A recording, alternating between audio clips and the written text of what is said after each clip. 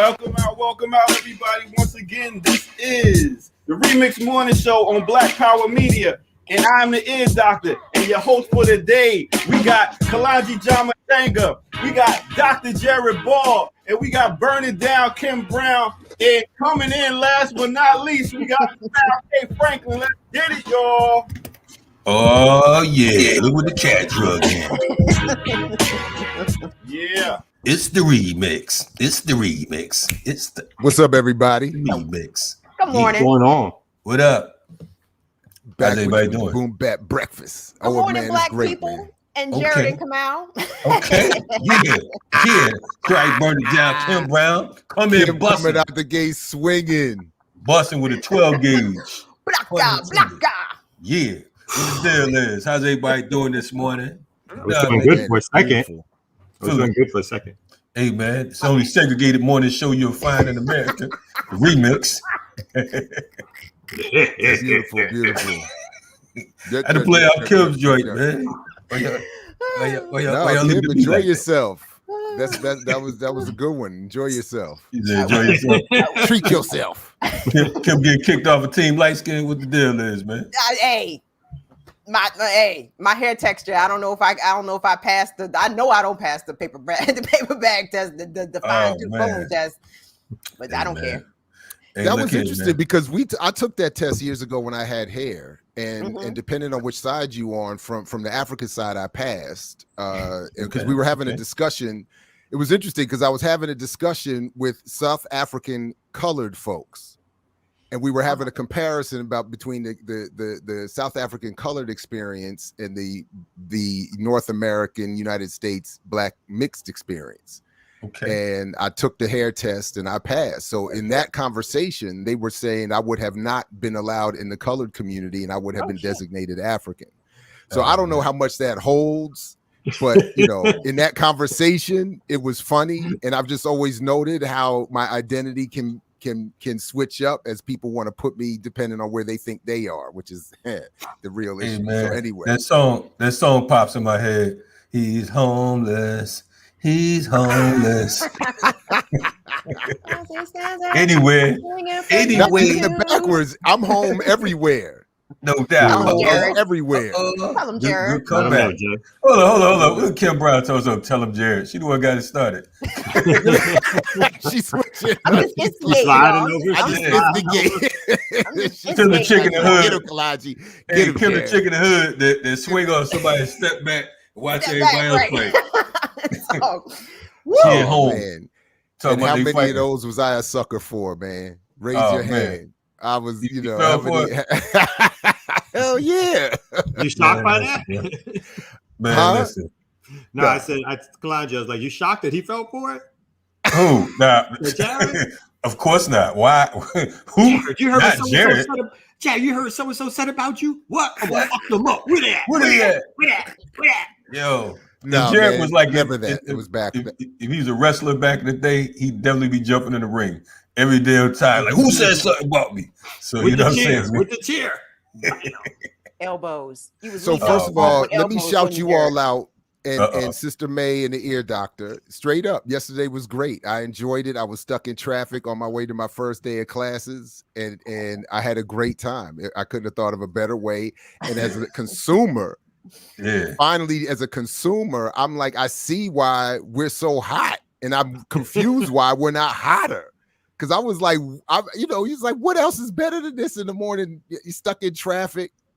Hey, and plus you got I don't have my Ear Doctor background, but you know what I mean. Okay. He got caught in the chat box though. He had a wonderful time. He's like, they can't ban me while I'm driving. And in the chat, you know what I'm saying? I was safe. Only texted. Only when stuck in standstill traffic. Okay, we go check on that. No. Stay safe. But I do want to say, man, shout out to my lovely students and colleagues at Morgan State. My first day of classes, y'all, was off the hook, man. Okay. I went into the classroom, did the whole masked up distance, whatever. But it was off I miss being in the classroom. It's the best part of the job. I love teaching, and the students, man, we had such a good time. And the first question of the day in my Black Studies class was when after I did my brief intro, what do you all think? What you all thinking about? Dr. Ball, what you think? Is the Marcus Garvey movement still relevant? And I was like, we're gonna have this is good. I was like, it can't get any better. So shout out to any of them that might be tuning in this morning. I did invite everybody to start checking us out because I said we deal with this all day, every day. All day and day. This. Yeah. It's the Morgan State Bears, right? Right, Jared? Morgan State Bears, go Bears. Okay. All right. Shout out to Baltimore out here. Yeah. Oh man, it was a great day, man. It was wonderful. Fourth tier? What is that? Huh? Where they at? What? NCAA? No, I don't know. Bears, what they play? Basketball, football? Are they in the NCAA? Yeah, like where they at on the NCAA? They in the MEAC, They're in the right? MEAC. They're in the MEAC.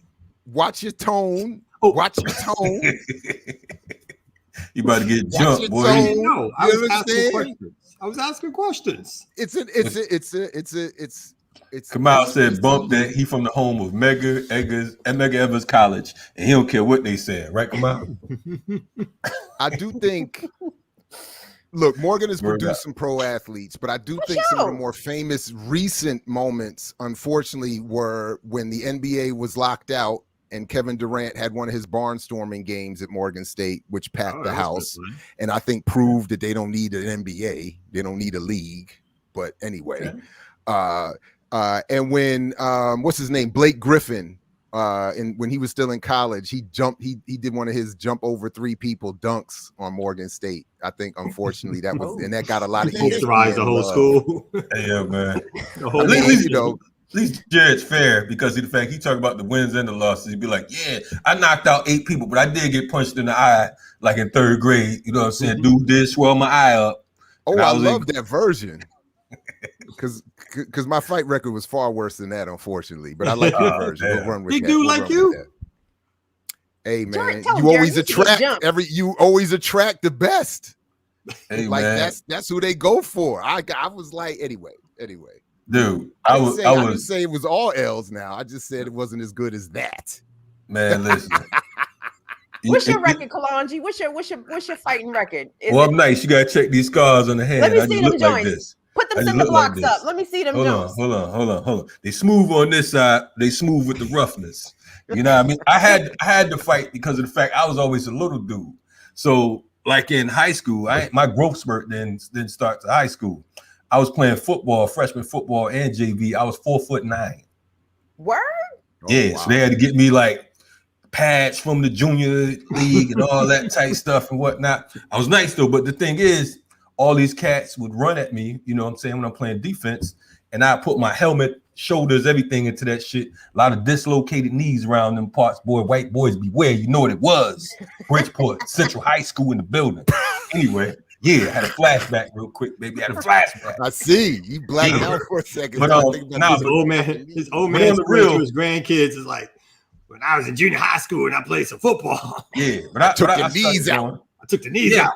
But you know the crazy thing about it, I always played like rough sports. You know what I'm saying? I was always into wrestling, football, martial arts, stuff like that. You know what I mean? Ran a little track, but I was just like, you know, I got tired of that. But yeah, that was my joint, man. But I would always get into fights because of the fact that I was a comedian. So I'm always cracking jokes. Cats couldn't beat me with that. They want to jump in and really get fucked up. So that's a whole nother program. Shout out to all the people that caught these hands back in the day. Kamal, what's your boxing record? What's your fighting record? I feel like Kamal was too cool to fight. Like, nah, B. Junior high school, no. Junior high school, you had to mix it up a little bit. You couldn't be in Brooklyn and not mix it up a little bit. High school, I got my ass beat one time, but you know, I got a couple of. I thought I was fast. I was like swinging with this, and it was like, woo, and like pop. It was like, oh damn. But junior high, I had a pretty good record in junior high. Pretty good record. Yeah, maybe similar to Kalanji. I grew, but I was skinny. You know. Yeah, that was me. The muscles came later. Wow. Oh yeah. When they right? You all right? Came later. When did they leave? They came later. They never left once they came. No, you know what I'm saying? Anyway, for folks wondered, I'm 5'10" right now. 5'10", somewhere around there. 5'10", 5'11". So I know folks like 4'9". Like he must be 5 feet now. Nigga, you ain't no 5'11". 5'10", man. Relax. I was gonna leave that one alone. There's like 7'11", so you know. 5'11". Now we know that 5'10", man. 5'10". 5'10" is prime line age, prime line height. That's like the height that niggas lie about how tall they are. Anywhere between 5'9" and 5'11", 6 foot niggas is lying about that height. Oh wow! I think Kalanji is 5'8", and then I think the locks give him like about 2 inches at best. Dude, I'm taller than you. You just 5'11". I'm 5'10", man. This guy, we 11 minutes in arguing about my height. You know I was gonna say, come on now.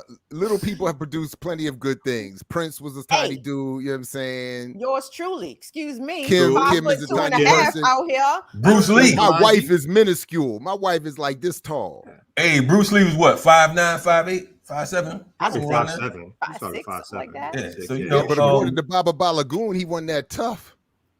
Yeah, I believe Balagoon too. I trained with Balagoon. I mean, the thing about Bruce Lee is, when have you seen that nigga fight? I seen Balagoon fight. So there's a difference. You know what I'm saying? Acting like you can fight and fighting is two different things.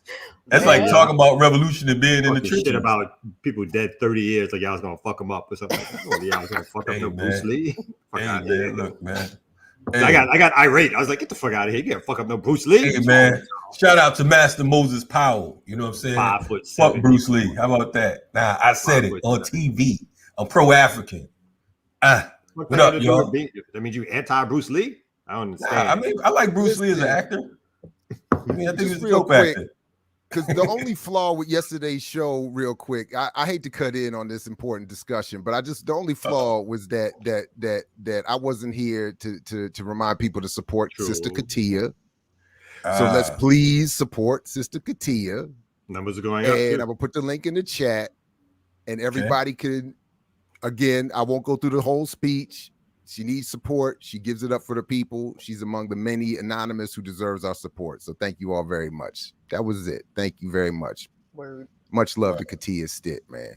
No doubt. Anyway, I didn't mean to interrupt the flow of the height measurements and boxing victories, etc. But I didn't want to let that point get lost again. Yeah. But see what it was. Back in the day, we used to watch like Channel 5 in the tri-state area. The martial arts came on 3 Saturday. o'clock. Yeah, 3 o'clock. Everybody watched the karate movies, all the old school joints, and then go outside and get their ass straight whooped because somebody gonna jump up, try to spin and do a roundhouse, and get snatched up in the air and slammed on the ground by somebody that didn't see Channel 5. You know what I'm saying? Let me ask you guys a question. Y'all are all parents. Do y'all teach y'all kids how to fight? Or do you just send your kids out there like babes to the wolves? At least the basics. Yeah. At least some of the very basics. Absolutely. Listen. Don't punch. Yo, yeah. My kid likes to do this with his thumb. It's like, you gotta take your thumb out. No. We did the basics. How to make a fist, how to go for the 4 pounds of pressure is all you need, no matter how big the person is. Eyeballs, testicles, all the soft spots. We cover those basics. Yeah. Oh yeah, definitely. So both the boy and the girl that kick him in the balls. Yeah. Oh yeah. Everybody drops. Everybody drops. And listen, man, I actually, my children try to jump me. The older ones, you know what I'm saying? They, every time we get together, they try to swarm, whatever. So I respect about the 30-year-olds or something. He didn't even talk about the right. You talk about the old ones. Oh yeah, I mean, well, the young ones, they can fight. Shit, you know what I'm saying? So, they practice art of jumping, so you know what I'm saying. They'll play it off and shit. And why you messing with my sister? Get clocked. I use Warrior class all the time, and I use Balagoon segments all the time. So and then we watch a lot of other little videos and do little, like how to break headlocks, how to stop from being dragged off somewhere, how to fight when you're a smaller person. So I try to at least some of the basics. It's not like it's not Balagoon school. Those parents that go like, if they get too close, you hit them. Don't you worry about it. I got your back at school. Like, no question. Yeah, no question. It's never like a don't. Yeah, it's like don't fight. It's like they try to put their hands on you. You punch them. No question. I wish my father actually knocked my brother's teacher out in the school. Nice. Because what happened was my brother came home, my younger brother, and he said that the teacher kicked him in the butt. He's like in 3rd grade. So my pops, he don't play no shit. He's like, look, if I go up there and you lying on this teacher, it's going to be a problem. So I'm praying for my brother. I'm like, dear Lord, I hope the teacher kicked him in the butt, whatever. So he get up there. He said, "Hey, my son said you put your feet on him." Yeah, I did it, and such and such, such and such. Next thing you know, it's like, he's flying down the damn hall. He knocked the shit out of him, man. I mean, like cold, right up in the school, man. So back then they wasn't calling the police like that. The principal was like, "Please, please, please." He just left, man. So needless to say, he didn't put his foot on my brother again. But anyway, speaking of putting your foot down, it's about time to go to the motherfucking ear doctor. Yeah. You know what I mean? And see if he could make you dance. What up? What up? Well, actually, no dancing today. We just gonna keep it with the Black August theme. We're gonna do a segment called "Credits to Our Race." Okay. They don't dance no more. Your doctor's I'm intrigued. out for Black August. I'm intrigued also. We're gonna go there. So let's do that. Okay. Darknesses.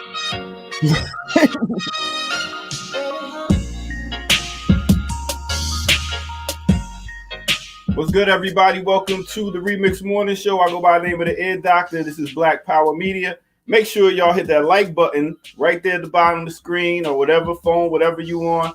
Subscribe, tell a friend to tell a friend. That is on every Tuesday through Thursday from 8 a.m. to 10 a.m. That's what it is. We also got Patreon. That helps the motor to keep going. So go to patreon.com, drop some change on Black Power Media. With that said, we go into credits of our race. Credits of our race is when I like to give shots out and show love to those that did something to impact the culture of us. So today I'm going to go to a brother known as Paul Robeson. So let's hear a little bit about what Paul Robeson has to say. But to come back to it, so I would say the Africans and the American Negroes have turned out to be an extraordinarily gifted people. The great tragedy is that by not making us full-class citizens as yet in America, they may be losing, I don't know how much yet. And to come back, I would say that unquestionably, I am an American, born there. My father slaved there.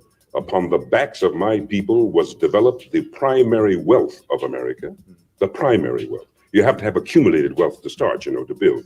You did it another way here in Australia. You had to build your accumulated wealth too. You just came and took it. You know what I mean? And that's what they did in most of the countries. That's what you Europeans did. You just took it. We got to catch up with you a little bit. That is so in America. So there's a lot of America that belongs to me yet. You understand? But just like a Scottish American is proud of being from Scotland, I'm proud for being African. Now, in our school books, they tried to tell me that all Africans were savages till I got to London and found most of the Africans I knew were going to Oxford and Cambridge and doing very well and learned their culture. And even once somebody had the temerity after one had conquered the Chinese people and imposed upon them the opium trade and everything else to suggest that they were a backward people, just the people who had been civilized so long over the rest of you folks didn't make any sense at all. So somewhere it was wonderful to find about the colored peoples of the world that they were very advanced. So I would say today that I'm in America.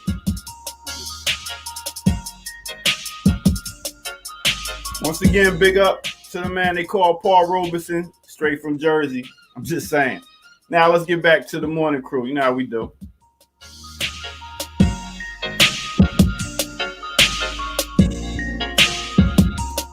Yeah. It gets no better, greater than Robeson, and of course, unfortunately, we have to also acknowledge he was well studied in law, like our brother Kamal, but he was also a PhD, like also man me. He had a PhD too. I think he had multiple doctorates, if I'm not mistaken. I'd have to double check that one. Star athlete. Yeah, he is Phi Beta Kappa, lesbian, actor, singer. And for folks that don't know, Malcolm X got his speaking pattern from Paul Robeson. According to Malcolm, he said while he was locked up, he would listen to Paul Robeson over and over again, and that's where he got his adopted his speaking style from. And for folks who don't know, Paul Robeson is one of the most important African revolutionaries ever on an international level. You know what I'm saying? The CIA was trying to take him out. The KGB was trying to take him out. In fact, it said that they poisoned him to make him look crazy because of the fact, or insane is the words actually, because of the fact that he was doing so much on an international level over in Russia and different places or whatever. So he's well respected. And when you talk about an entertainer being an example, I think oftentimes they give Harry Belafonte a lot of credit. but Paul Robeson is that dude. Period. He's a true credit to our.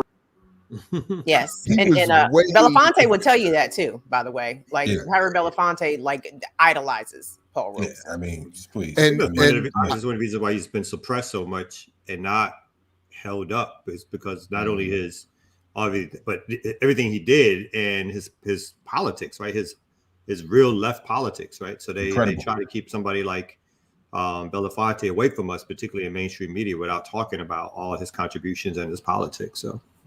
So Robeson, just quickly also, I think I was wrong about the PhD, but I just know that he was Phi Beta Kappa. I think that's what I had wrong. He was an elite level scholar without, at whatever level. But the point is also that one thing at imixwhatilike.org, we have the first interview that I did with Dr. CBS is about Robeson. I would encourage people to check that out. I would also encourage at imixwhatilike.org that people check out. We have the audio from when Paul Robeson Jr. spoke at the CBC back when Cynthia McKinney was still involved and hosted him. And he goes through meticulously breaking down what the state did to his father. Attempts at loosening the nuts on his the rim of his wheel, so his wheel would come off once it hit certain speed on the highway. MK Ultra, all kinds of stuff was applied to Robeson, and he also met at least once, if not twice, my mother. And I'm told, my wife is telling me that my mother even has an autographed picture somewhere. I don't remember that part, but I do know that. So he was a staple in our house growing up. Like he was he was the elite.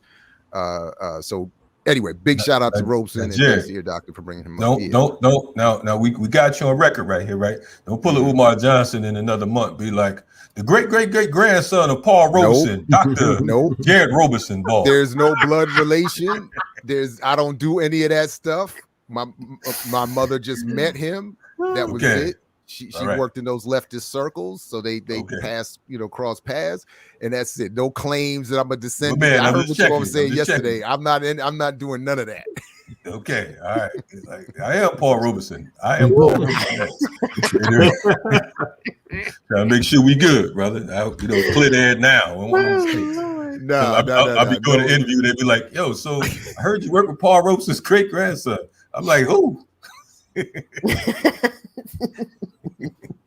nigga daddy named Otis. But anyway, go ahead. Yeah, that's a hustle I should have started long ago. I'd be late. Too late, brother. Anyway, I think we should spin the globe, man. Yes, let's spin the globe. Open the museum.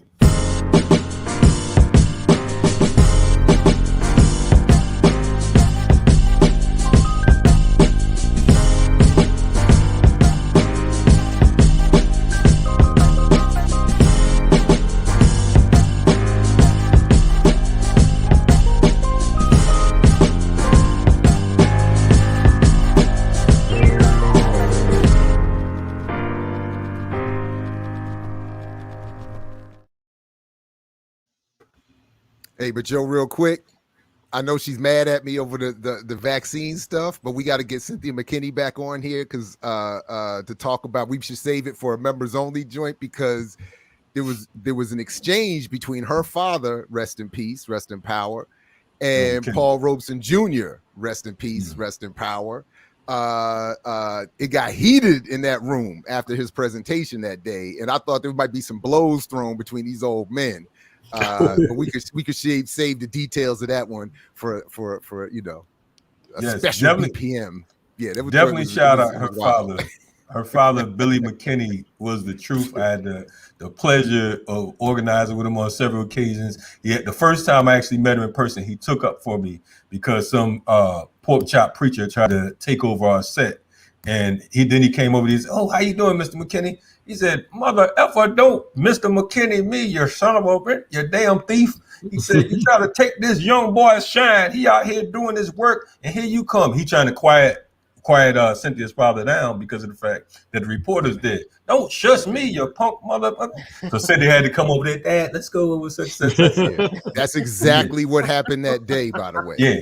He's not a game. Yeah, R.I.P. Rise of Power, anyway. Bill McKinney. You know what I mean? Anyway. And speaking of members only, y'all, we had two new members this morning, Davis Obenga and John Armstrong. Welcome to the Right on. VPM Welcome. Familia. Welcome to the Hood Morning Show. Thank you very much. Remix. Yes, indeed. Yes. Right on. You can learn about bag tests as soon as you come on here. I mean, like first 2 minutes, we talking about the paper bag test. You know what I mean? So you know you at home right now. Anyway. Oh man, I thought I had the perfect segue from one of Kim's stories because I thought you said pass the bad test as opposed to the bag test. So here's someone who will pass the bag test, but will not pass the bad test. Robert Kelly. Terrible man. Awful man. You guys, R. Kelly, as everybody knows, is on trial right now. This is for the federal charges he's facing regarding allegedly trafficking underage girls, for the purposes of sex, taking underage girls across state lines. And so what was revealed this week in court, he's at the Brooklyn federal courthouse, right, is where this trial is taking place. Mm-hmm. So it's been alleged that R. Kelly admitted to one of his victims that the reason that he married Aaliyah back in the mid 90s, when she was 15 and I think he was 27, was because she needed an abortion. And at the time, girls could only get abortions, I'm assuming this was in the state of Illinois, with the permission of a spouse or permission of a parent. So according to R. Kelly's former manager, who took the stand this week and got into some of the details, his former tour manager's name is Demetrius Smith, who testified Friday and Monday. This manager admitted to bribing someone he knew at the welfare office with $500 in order for Aaliyah to obtain a fake identification so that she and R. Kelly, who was 27 at the time, could get married. And apparently this manager was testifying under duress, like he didn't really want to get up there and give his testimony. And at one point during his testimony, he said, I shouldn't even be talking about this because Aaliyah's not here. Again, if there's so much we knew and didn't know at the time about that relationship. And I was telling you guys off the air, I felt really personal about what happened to Aaliyah as it related to R. Kelly and basically her whole community just letting her down and letting this grown ass man have his way with her. I mean, just to give y'all some background, Aaliyah met R. Kelly when she was 12. He began writing and producing her debut album, creepily titled Age Ain't Nothing But a Number. And if y'all remember the album cover, it's Aaliyah and then like R. Kelly sort of out of focus, but in the background, but on her album cover, right? And I just remember at the time when the rumors were circulating about them being married, in high school, I was thinking, how could they be married? Like, that means like her parents knew that this relationship was going on. Well, her parents had to have known this relationship was going on. And people around her, I think her manager was even her uncle, Barry Hankerson. Who say Barry Hankerson in I Manifesto? Yes.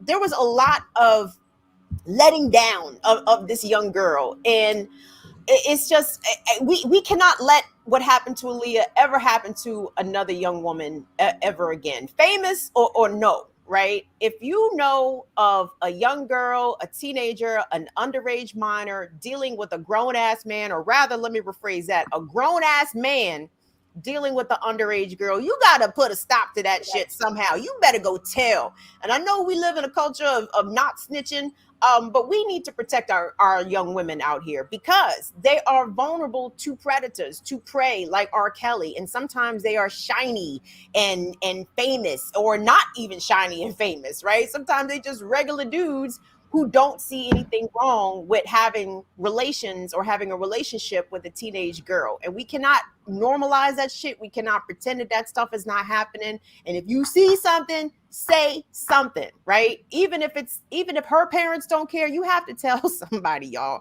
I just wanted to bring that story out because I just remember like watching it happen in real time, like Aaliyah literally being let down. And Aaliyah was quote unquote valuable, right? She was a pretty girl, talented. She was a commodity. She was, a famous singer, and people clearly just didn't give a shit about her well-being. And I just think about all that she endured in her very, very short life, and how many people knew what R. Kelly was doing and just allowed it to go on for years and years and years. And a special fuck you to all the artists who knew about him dealing with Aaliyah and then knew about him and his predation on young girls and still work with him after the fact. So, yeah. Yeah, and even in the quote unquote conscious community, this story about Polite, about him and this alleged sexual misconduct on a 14-year-old. You know what I'm saying? We have to check these motherfuckers at all levels. Excuse my language. You had to check them at every single every single level, from the neighborhood to the R. Kellys.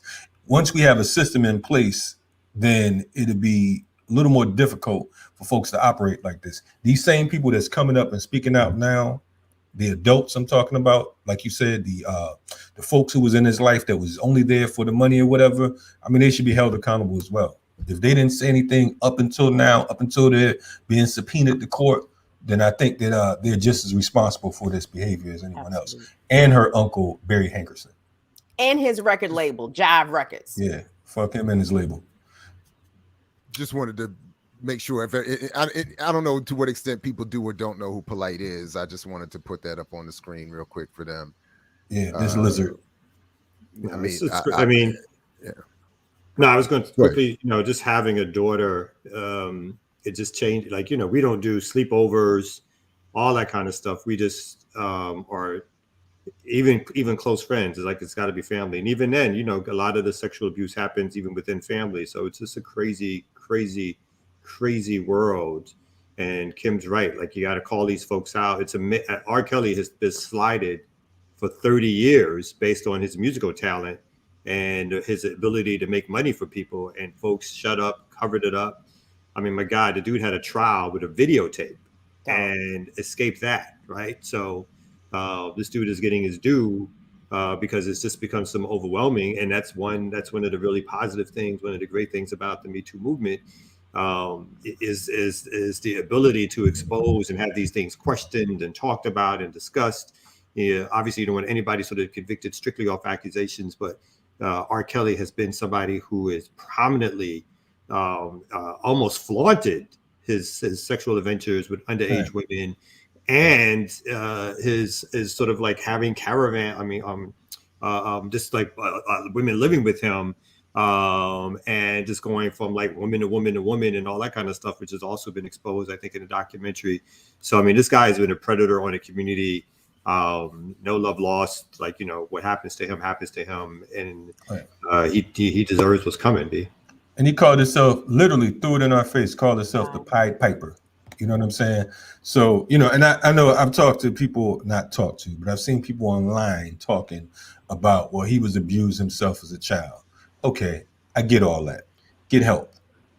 You know what I'm saying? Sure. Because where we from, like my pops used to say, you know what I'm saying? You crazy? I'm crazy too. You want to go out there and act like you're a fool? Let's see how foolish you are right now. We have this by ourselves meeting. So, you know what I'm saying? So sometimes, you have to correct folks and by any means. But in addition to addressing the predators themselves, also the mindset of some people in our community, y'all. I mean, like, I was so hurt in when I started working in radio in 2001, and the R. Kelly stuff was coming out, and I would answer the phones at the radio station, and women, grown Black women, would say to me, that little girl, not referring to Aaliyah, referring to different little girls, the girls that were revealed in his quote unquote sex tape, which was basically child pornography, which was available for sale at every beauty salon and every barbershop in the year 2000, 1999. They would say to me, oh, that girl knew what she was doing. She was 13. She was 13. He was a grown ass man. Let's not hypersexualize our girls and call our girls fast. Oh, they fast in the tail. Oh, they this, they that. They're girls, okay? I don't care. Like, I don't care how many sexual partners they've had at 13, 14, 15. They still girls, and they don't deserve to be preyed upon by grown-ass men. So please, let's address that bullshit ass mentality that tragically a lot of women have towards our girls. Like that is unacceptable. Unacceptable. And I would only add girls and boys, because I understand he was grooming the boy as well. Absolutely. So you know what I'm saying? So I have a serious disdain for pedophiles and rapists, man. So you know, and their enablers. It's unacceptable all the way, man. But anyway, let's move on from this story before we lose it. Sure. Well, Kim, you also had another story that at least does unfortunately deals with another form of sort of state-sponsored institutional abuse of children carried out through our educational system. But yeah, go ahead. So the Detroit Free Press had this story yesterday that revealed a study shows that thousands of children in the Detroit area are, in fact, experiencing homelessness, and the lots of ways that they've fallen through the gaps at school. So between Detroit Public Schools and Detroit Community District and the city charter schools, officials identified about 2% of the student population as experiencing homelessness. But this was data analyzed from 2017-2018 school year data, which of course is pre-pandemic. But an additional analysis of the study found, or the report found, that the actual population of homeless students was close to 16%. 16% of Detroit city children, school children, were experiencing homelessness. Middle school students were the least likely to be identified, but according to some of this data in the Detroit Public Schools, that they have improved their methods of identifying students experiencing homelessness. An earlier system led to difficulties finding them. Okay, so we're literally talking about thousands of children that are experiencing houselessness in this in the Detroit area, and this has great impacts on, number one, the area's ability to get funding and for kids to have access to resources. But you know, houselessness looks different. It's not always children sleeping on the streets. It's a lot of times families sleeping in cars, people sleeping on each other's couches. And it just goes to show you that, like in places like Detroit, in places like Baltimore, in places like Philadelphia, like the state and the city are quite comfortable in letting thousands of children slip through the cracks in terms of making resources available to them and to their families, so they don't have to necessarily be experiencing houselessness, but also the pressures on these kids to try to attend school and be productive in school while they're dealing with these big personal challenges. So 16% of Detroit. It's also talking about chronically absent. 76% of those are chronically absent as well, which is not only causes problem in terms of learning, but getting access to a meal, maybe even just a protective space. I remember that when I briefly taught high school, a lot of students, would complain not only having to traverse, hostile territory to get to school, but that they would want the school to be, it wasn't often, but want the school to be a safe place for them to get to even get one meal before there was even a question of what they were taught or how well they were learning. But anyway, shout out to all the brothers and sisters out there right now who are homeless, checking us out, and to all the brothers and sisters out there who are going through rough times. We like to say, keep your head up, and it's always it's always a tomorrow. So stay strong out there, because of the fact that sometimes we take for granted, because we're behind the microphone, that everybody's as comfortable as we may be in this particular moment. So shout out to all of you who are going through something right now. Just keep your head up, and victory is near. That's just a message from me. And unfortunately, with gentrification coming to Detroit, aggressively. Like, I feel like these numbers are probably going to go up because Black people are going to be continuously pushed out of their homes, pushed out of their communities. And where are they going? You know what I mean? Like, they may not be able to afford another place. So the car is it. I mean, it just shows the wretchedness of the state we live in, the country we live in. I saw some stat the other day that, in the Afghan war invasion of Afghanistan by the United States, $2 trillion were spent, and that over 20 years, that's 300 million a day, every day. What could that money have been used for in terms of, instead of dropping bombs on people and killing over 200, or being responsible for the killing of over 200,000 Afghanistani people? That money could have been used for homes, for lunches, for better schools. That's just that one war. One war. It doesn't include Iraq. It doesn't include all the drone warfares and everything else they've been doing. It's like those same resources could be used for so much more for society. But these folks they're killers, and they just don't give a damn, except, again, to use folks as cheap labor and free labor. And anything else that happens. It's just a crazy society, Right. And we're talking, if we found what percentage of those fighting in Afghanistan or elsewhere came from Detroit, because that's the other thing. And also the brief career I had, or time spent doing counter recruitment work for the military in high schools, against the military in high schools. That's who they're preying on. And they're literally going to all the schools where they know if you're there at all, you're not going to be there long. You're not coming there you're not looking to have a college career, or expected to, at least. And they come in there with fantasies of what the military will do for you, and then you find yourself in a war zone. Now, the worst experience I had was when a young brother, I will never forget this, and I'm telling him this, and he says to me, "The bullets are flying every day on my block, and there's no promise of health care. So at least if I go to a war zone, I'll get health care." And I had nothing for him.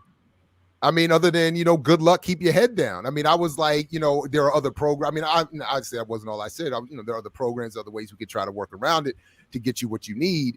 But that logic is powerful and there and legit. Sorry, Kalani. My bad. No. I'm just saying, this is a country that's 5% of the world population. This is and polices the world. So, the same problems we talk about police terrorism here in America. Think about this on an international scale. Like y'all said, this is one war. Not even talking about all the other places that they have troops. Not even talking about all the other places where they're bombing and assaulting and attacking and torturing. We dealing with an incredible diabolical monster who will convince others to turn on their own. And this is exactly what you're saying when you talk about the bullets flying. They're saying, look, redirect your anger, redirect your stress, and we got a few trinkets for you, you know what I'm saying, to reward you, because there's no promise on this block right here. But we can at least promise you a GI Bill that's not going to be worth shit. We can at least promise you some a VA clinic if you make it out. You understand what I'm saying? So, this is what it is. And if you're lucky, you might even get on the police department to continue to torture people in your own neighborhood. Yeah, in that environment, they'll give you a bed, they'll give you meals, right? And like you said, and killing is encouraged. It's not like it's about not killing. It's about, you kill on the block, or you getting something in the block, we'll lock you up. But out here, if you kill for us, all of a sudden the morality of it completely shifts and changes, and it's fine and it's dandy and it's good, right? Because you get health care and a pension. Who your enemies are. Yeah. You kill enough poor Black and brown people around the world long enough, you get health care and a pension should you survive. That's right. Shout out to that.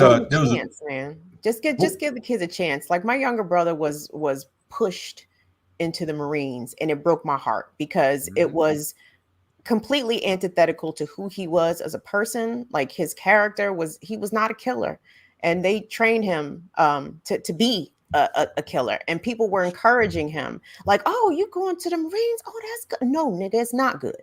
It's actually not good. It's actually very fucking bad. And for these young kids who may not be, have collegiate dreams, or they may not be scholars, or they may not be coming out of high school with the best grades, man, give these kids a chance to discover themselves without signing them up for a 6 or 8 year bid in the military, man, especially these Black children. Please don't send your Black child to the military. Like, don't do that. As best as you can, don't do that. It's okay for them to work a little job and try to figure out themselves and get their shit together, but stop steering these children to the fucking military, please.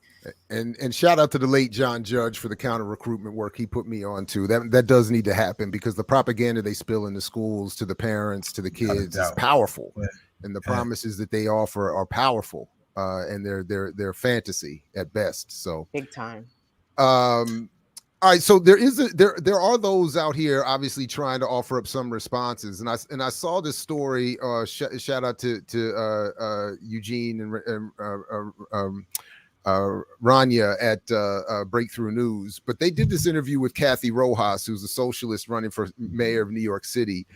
Very interesting interview about the potential of electoral politics and how the left can engage electoral politics, et cetera, and so forth. And I would want us to check this out in its entirety and have more discussions about it. But in this clip, she explains some of the way, some of the state's ability to limit those looking to use electoral politics for something positive. And I think this is of great value, certainly for our hopefully continuing discussions around the after party and more. But let's just take a quick look at this short clip real quick. Show our perspective. At the end of the day, this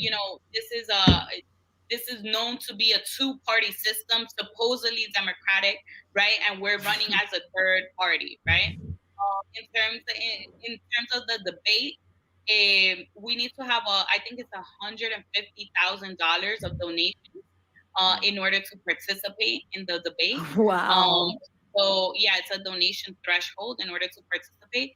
So unless we are rich or we pander to the rich, we can't really participate because we're not making that level of donation. But that goes to show that they limit these elections so much so that they want anyone that truly has the interest of working class people, truly has an allegiance to working class people, that they are kind of barred as much as they can, that they're trying to bar us as much as they can in the media and in debate, so that nobody hears our perspective, because they know that if people hear our perspective, they will be moved to fight and struggle for transformation and liberation. And that's it. So I just wanted to show that brief clip. The whole interview is very good, and Rojas is an inspiring figure in terms of what's her first name? How she's Kathy Rojas, running with the Party for Socialism and Liberation as a third party, and she's a compelling figure. So I mean, and her argument for how the left should engage the electoral arena is I think interesting. But that point there, I thought was very compelling, because if you're talking, just as she shows, I mean, the system is set up. I would only add, not that this wasn't part of their conversation, but the same thing happens within even the Democratic Party.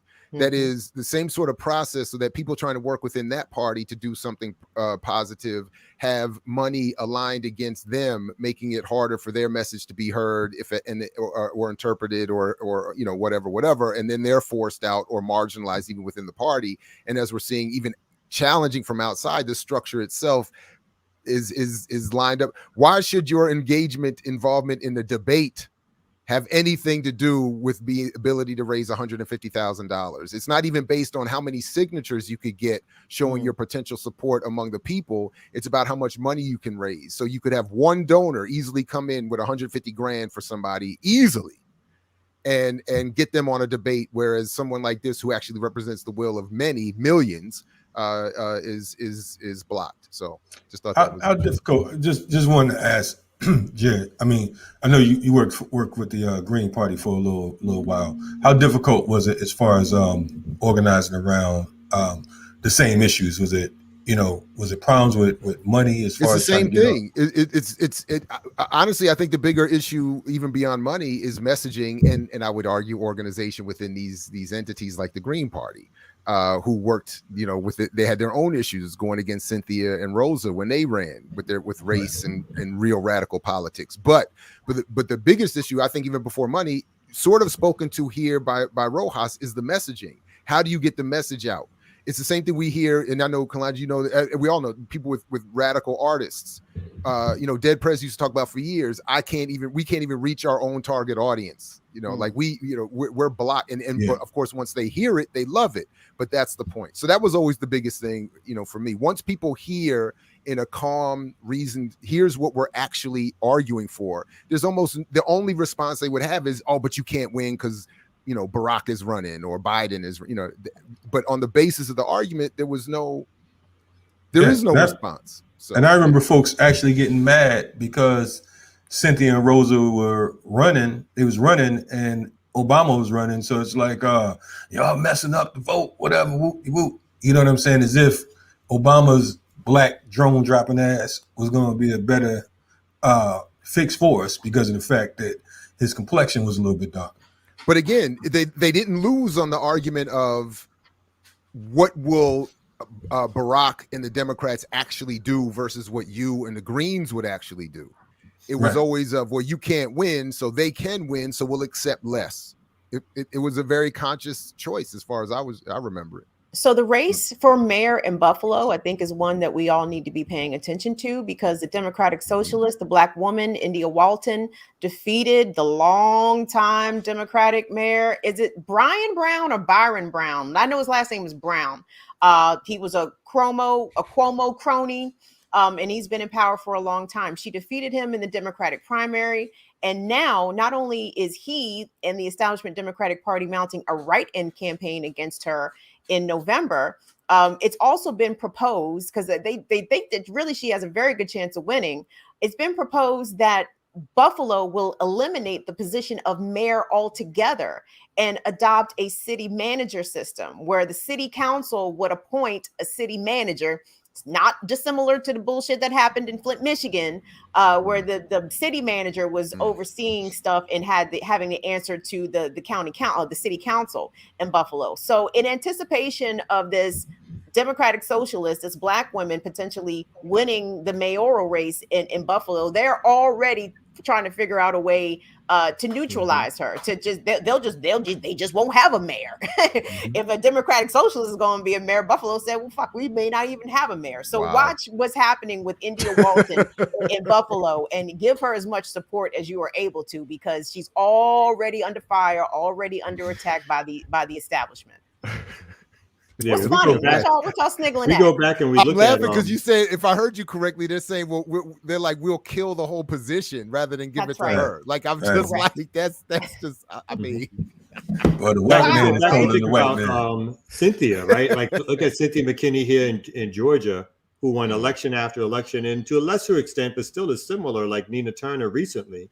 It's like when they, even if you play the game of like running, we mentioned this earlier, of running within a Democratic Party, and your politics are somewhat left or more progressive, it's not a free pass by any stretch of the imagination, because the establishment then says, we're going to take you out because these folks are so isolated.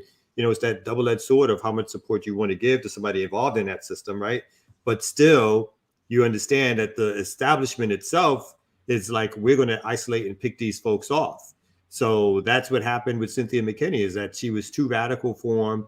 They got another candidate. They got that Israeli money. They got a whole bunch of resources, and they came out and handpicked another black candidate to come in and defeat her, basically, with all this other propaganda talking about how bad she was, how radical she was, and all that kind of stuff. And so that's the continued process of what happens within the Democratic Party, because again, they have no friends to the left, right? If you were to the left, then for them, you're messing up their machine. If they can't buy you off or bring you in, and then they're going to pick you off, or as Kim said, they'll change the whole game on you. In the mortal words of Kim, say his name. It was Stank Hank Johnson, who they propped up to defeat Cynthia McKinney back in 2006. And he was a piece of shit. Yeah, I call him Stank Hank. You know what I'm saying? So Stank Hank Johnson, if you're listening right now, fuck you, Stank Hank Johnson. Now, how about that? Anyway, it's about time for, speaking of Hank and Johnson, you know what I'm saying? We need some music right now from the brother Johnson, Mr. Ear to the Doctor. Doctor says, where you at, brother? We're gonna work on that segue. So, for all those that's just tuning in, we are keeping with the theme of Black August, and we have another person to shine light on. So let's get to it. Yeah, Doctor, you looking serious today, brother. You know it. Black is back.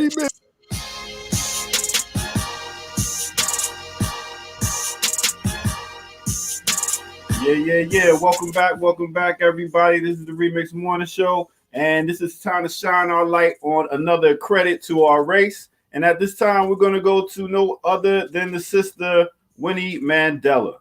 So let's get to it. I'm Zanywe Matikizela. That's who I am. I never dreamt I would meet a Mandela. I never dreamt that I would end up in and out of prisons. We always talk about Malcolm's. We always talk about Martin's. Fate determines your journey. I wouldn't ever claim that one day I said and thought, I'm going to be a freedom fighter.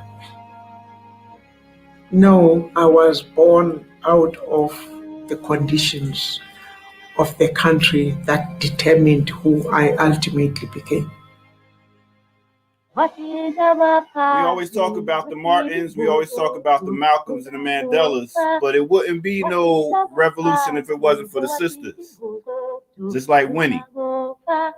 With that said, I could never fully understand how human beings could oppress one another to that extent because of the color of your skin. Every time there's an incident of racism, of course you remember. You remember where you come from and you remember the battles you have fought. We were the generation that engaged the enemy. Unlike the leadership on Robben Island, the leadership on Robben Island was the cream of our society and the top leadership. So they were not subjected to the violence we were subjected to. And if you have done that, if you were picking up the bodies of the children on June the 16th, 1976, I can't pretend that, I suddenly woke up the following day, prayed to God, and I was this angel I forgave. It was a battle. It was a process. It's still a process. All right. So once again, big up to Winnie Mandela. Big up to all the sisters that held it down, making sure the movement kept going. Let's get back to our morning crew. You know how we do.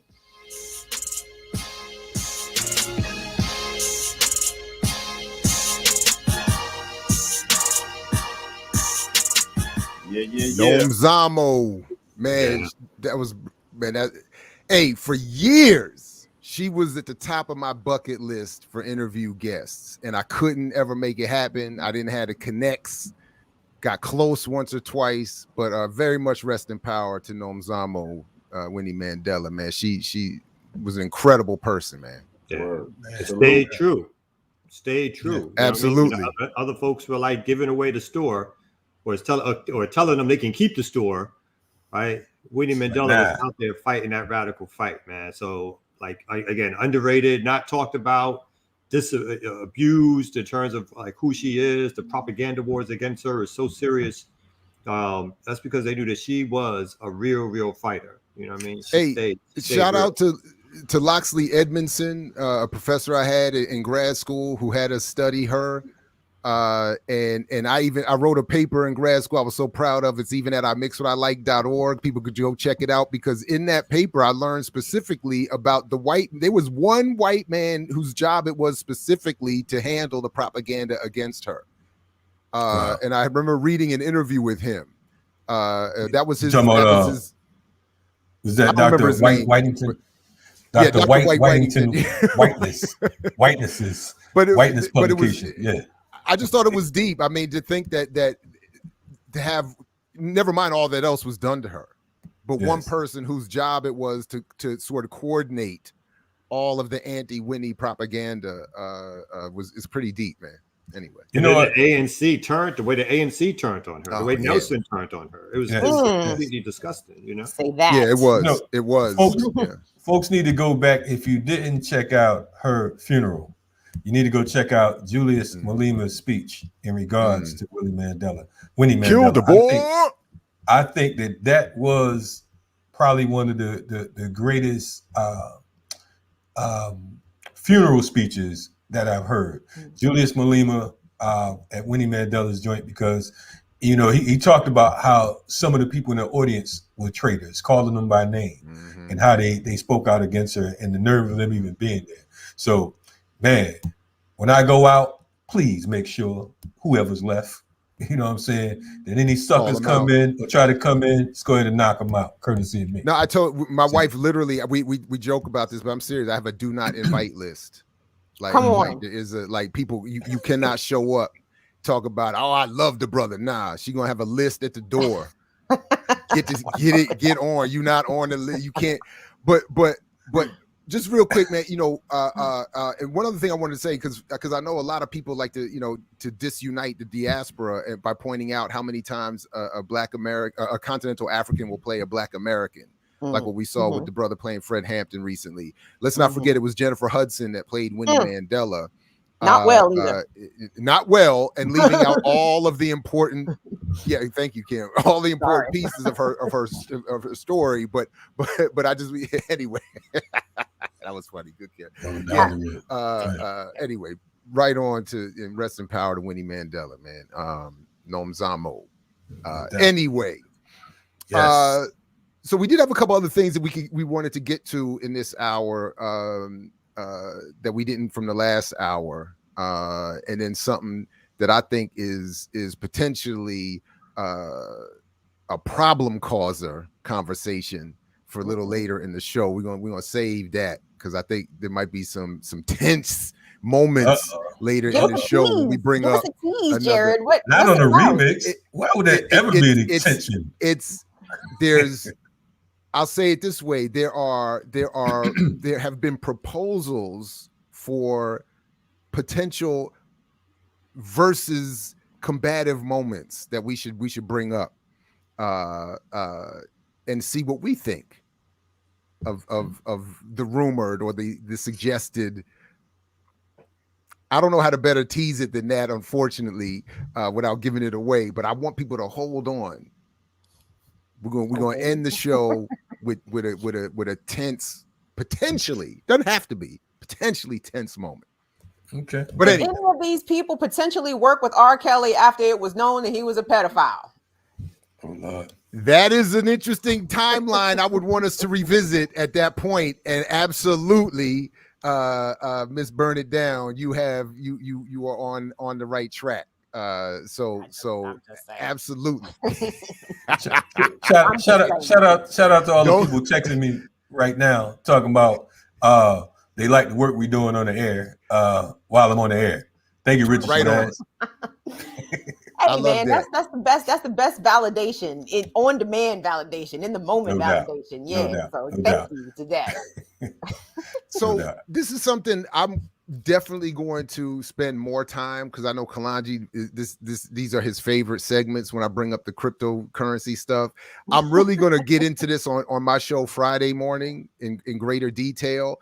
But just as a little tease, I just wanted to bring up very quickly that once again, One United Bank, who I've been complaining about for a long time, is sort of co-opting struggle and history to convince people that because it's a Black-owned bank, that Black people can bank their way to freedom. They've started the Black Crypto League, which just looks fascinating. A new movement that brings some of your favorite Black leaders promoting the cryptocurrency, as I'm calling it, mythology. And we're really going to get into this on Friday. But the one piece that I'm going to use as a tease here is just to show you just very quickly how easily and brutally wrong they continue to interpret what is said about Black, quote unquote, wealth. So part of what they're claiming here is that what could be, as they say, what could be a melanated utopia with the potential to unshackle our economic might. The $1 to $1.5 trillion worth of potential a year starts with understanding the basics. Like building blocks, we can start to understand these disruptive technologies and why they are essential to our rise. Now, there's so much wrong with that, which again, we'll spend more time with on Friday, but just very quickly, when you click this link, oh Lord, I just want to show you, I gotta switch it over here, but when you click that link where they claim this is how they continue to get this stuff wrong, it's just painful. They bring you to a study here from McKinsey and Company about Black business and Black wealth. Again, I'm not going to go too much into this because I've already done this. So I'm just pulling this up because remember, One United Bank is claiming that the McKinsey report that they've linked to is saying we have $1 to $1.5 trillion in what One United Bank is calling economic might. Now, again, forgive the shameless plug, but in my buying power book, I explain how this exact report that they're quoting from should be interpreted and versus how it's being interpreted here. So as I said in the book, as World War II ended, U.S. policymakers felt that the economy needed massive state intervention to avoid another depression. But because the country's entire ideological history went against any major overt state role in the economy, the Pentagon system emerged, or Noam Chomsky's phrase, the cover for U.S. industrial policy. By citing security concerns, you know what? I'm reading the wrong thing. My bad. The permanent war economy is what I'm supposed to be reading here. Produced a, quote, unprecedented and explosive expansion of the academy. My bad, folks. I'm reading from the wrong thing. Here we go. My bad. One more time. Apologies, everybody. I was looking at the wrong thing. Now I'm clear. So the One United Bank said, remember, what could be a melanated utopia based on the potential of our economic might. They clicked to the link that I'm showing you here. But as I said in my book, what they have wrong is, as discussed, Black buying power is not about any real strength among Black people. It is a reflection of Black impact on producing wealth for the economy. That is for white elites. According to a recent report, the one that is on the screen right now, that I'm citing in my book, and that they're referencing, and I'm showing you they're referencing incorrectly. According to the McKinsey report, the widening racial gap disadvantages Black families, individuals, and communities and limits Black citizens' economic power and prospects, and the effects are cyclical. Such a gap contributes to intergenerational economic precariousness. Almost 70% of middle-class Black children are likely to fall out of middle class as adults. Other than its obvious negative impact on human development for Black individuals and communities, the racial wealth gap also constrains the U.S. economy as a whole. It is estimated that its dampening effect on consumption and investment will cost the U.S. economy between $1 trillion and $1.5 trillion between 2019 and 2028. So just to be clear, what One United Bank is claiming to back their crypto super league or whatever is that the $1 to $1.5 trillion of economic might that Black people have can be used to invest in cryptocurrency. They are linking to a report that is literally saying the opposite. It is saying that the $1 to $1.5 trillion of that is represented in that number is not economic strength or wealth that Black people have. It is their ability through consumption to positively impact the broader gross domestic product, GDP, or the people who own all the businesses and services in the country, i.e. elite whites. So when the bank, and by the way, that number is a projection, according to that report, of the impact between 2019 and 2028. So they're saying between 2019 and 2028, Black people will not be able, because of low income, be able to consume as much And that will hurt the broader economy, i.e., hurt the pockets of those who own the economy, who need us to consume. It is not wealth. It is not income. It is not strength. It is not economic might. It is misreported, misinterpreted, sometimes I think on purpose, fantasy that these black capitalists, banks, and investment whoever's keep selling to mostly poor black people to, at best, enrich the handful of as we talked about the other day, the top 10% to really 20% at most of black people who own 80% of the wealth that we do have.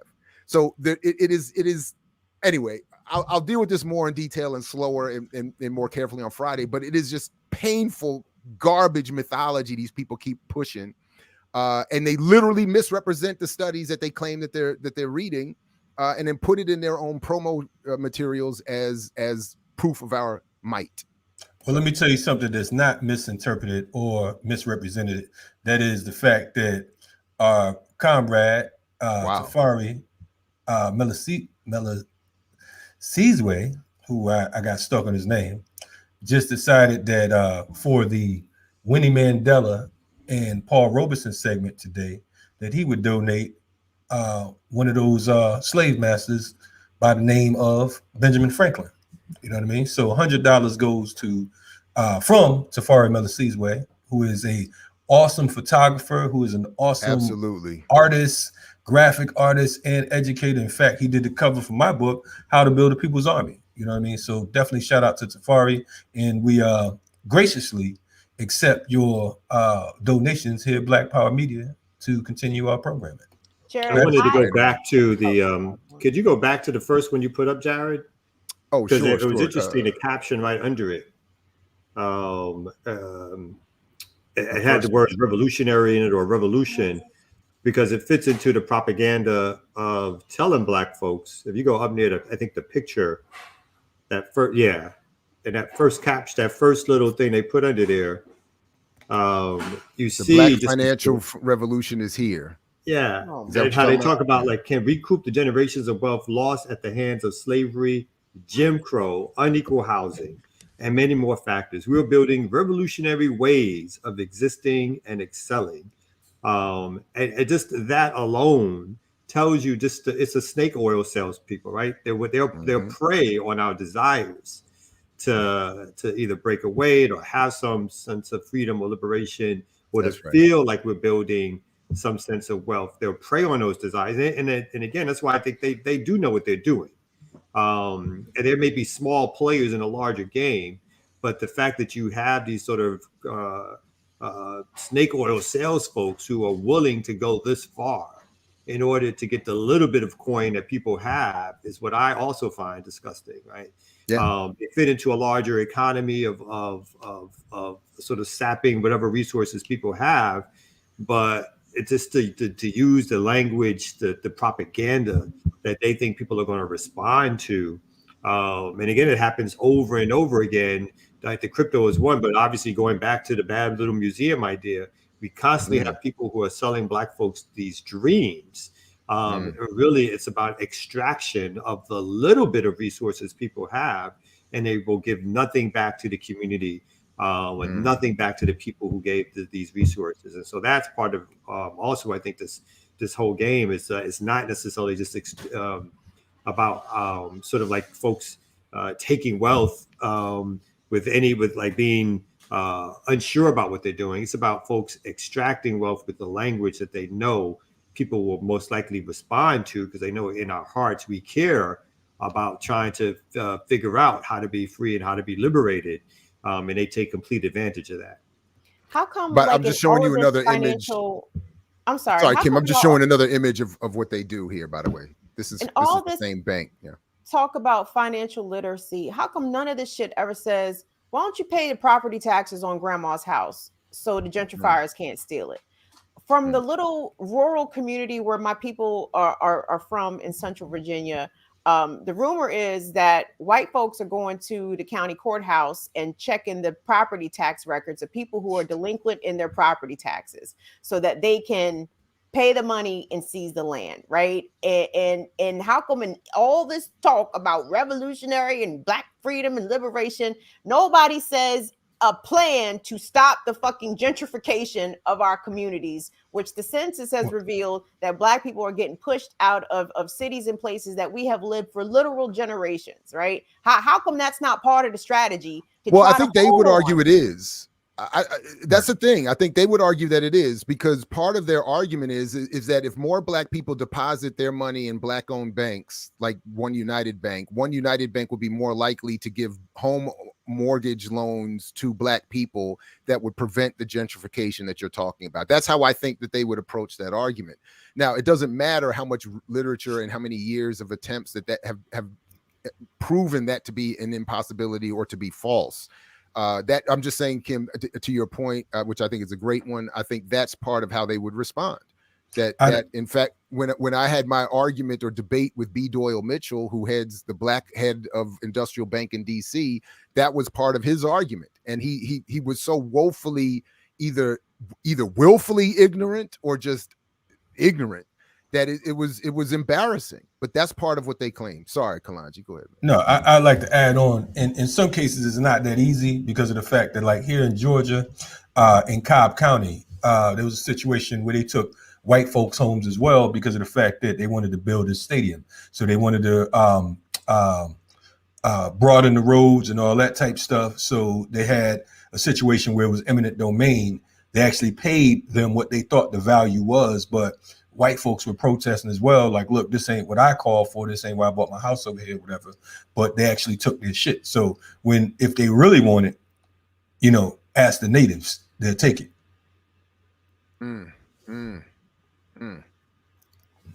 Wow. Okay. Speaking of, my bad, was I stepping on somebody? I looked away for a second. But I'm just very disgusted, and I appreciate you keep continually bringing this up, Jared, because I had very much ignored the whole crypto thing.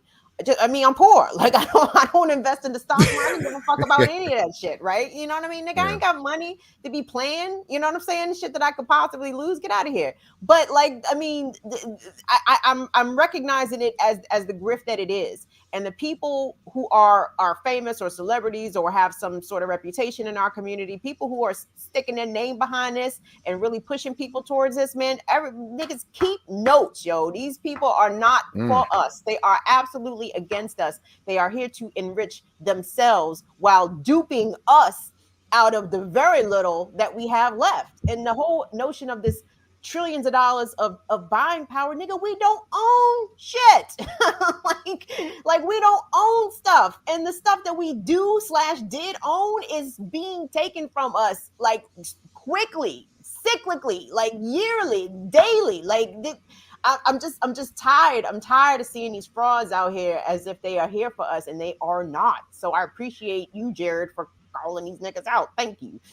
Hey, it's unfortunately my pleasure at this point. But speaking to someone who was pushing crypto to black communities, I don't know if you all saw this, but Spike Lee, according to the way Fox News puts it, of course, talks about in his new series about New York being the epicenter of COVID and 9/11. He's got a segment that's going to come out on 9/11. Where he's being criticized here because he talks to the people from 9/11 architects and engineers for 9/11 Truth, who are themselves, at least at the time I interviewed them for my old radio show years ago, were headed by a Reaganite Republican. But the reason I thought that they were compelling was because, without getting into the question of why or even who, they deal strictly with the science. And according to all of their science, their arguments is based on the fact that never before 9/11 or after have buildings fallen as a result of a plane or anything hitting them externally directly down into their own footprint. So their own argument is, again, without the politics, because, again, when I was interviewing, he was saying, look, I'm a Reagan Republican. So I was like, we have nothing politically in common. In fact, we're enemies. But on this issue, I found their argument compelling, that if you talk to architects and engineers, thousands of them are from around the world, they're saying what happened on 9/11 could not happen officially by the narrative at least, could not have happened scientifically the way the narrative says it happened. So I'm interested to see that Spike Lee's even including them in this, because I've watched some of the segments so far, and it's certainly not, some radical look at COVID's outbreak in New York or anything like that. So I just thought it was very interesting that he's including them.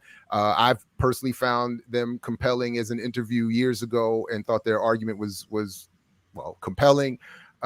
Anyway, so I just thought that was interesting.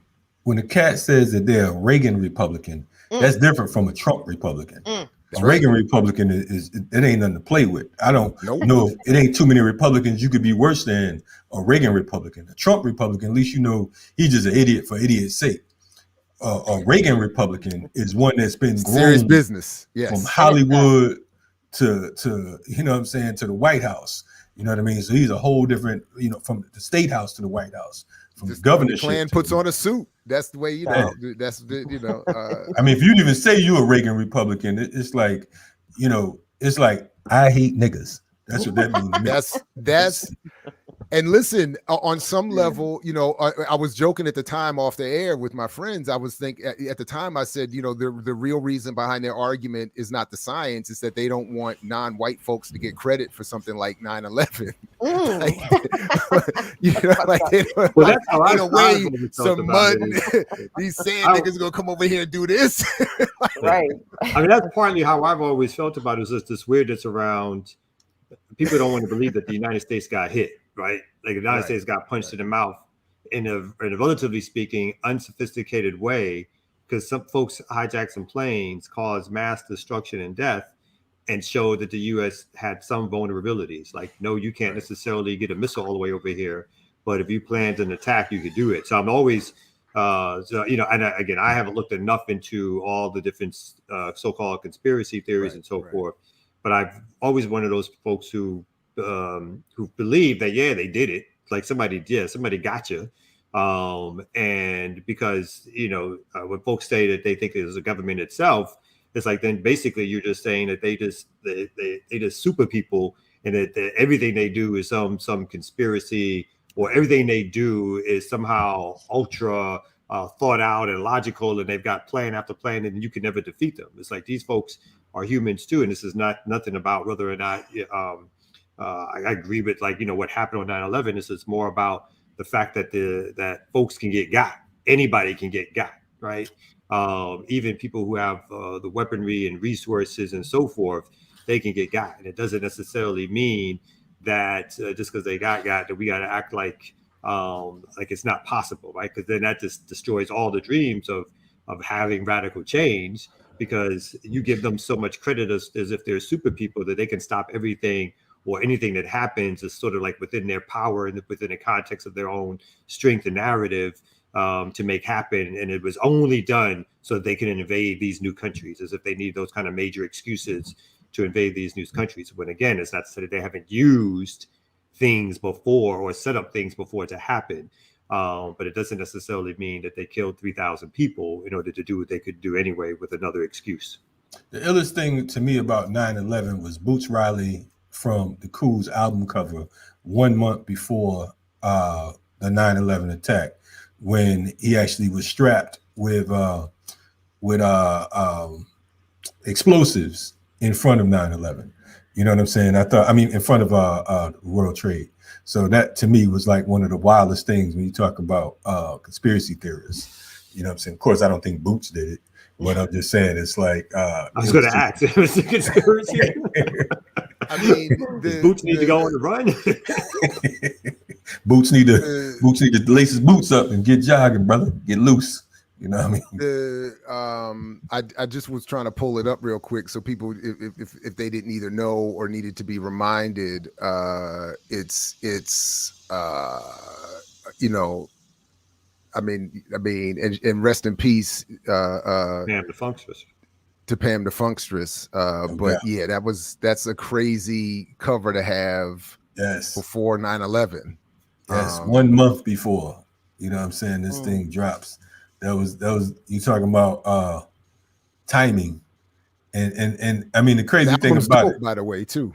Yeah. Yeah. So shoot, there was even talk. Kamal's boy Prince was alluding to the 9/11 attacks before they happened.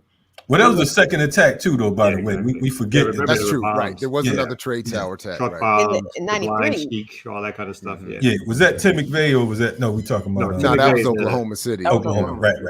There was another of the so-called blind sheik, I guess was held responsible, but basically truck bombing within. Yeah. Man, you listen. I know we got to get to the ear doctor. Go ahead. But without ruining it, I encourage people to see the film Syriana for a number of reasons, particularly how it ends. Because to your point, Kamal, even my job in the military was after cleaning and sweeping and painting and taking out the trash, my job was basically to man the 50 cal machine gun mount on an aircraft carrier, because the high technological missile systems were too sophisticated to pick up slow moving aircraft or boats. So in other words, a low tech attack is what was, leaves these monstrous systems vulnerable to a certain extent. Mm-hmm. So to your point, anyway, to many points, I don't know, whatever. But watch Syriana, everybody, if you haven't already. George Clooney? George Clooney, Matt Damon, a whole bunch of people in that joint, and it's a top notch.